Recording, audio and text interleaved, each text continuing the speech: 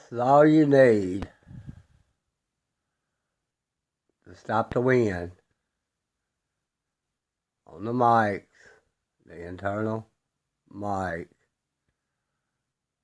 for GoPro Hero 8 Black.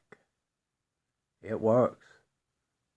If you want to remove it, you can remove it.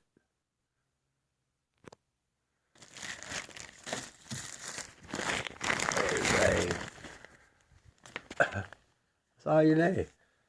That's a little small piece of it.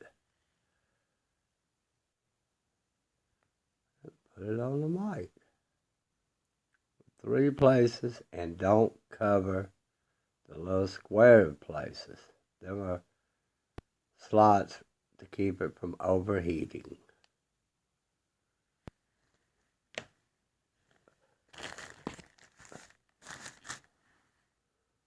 It's amazing.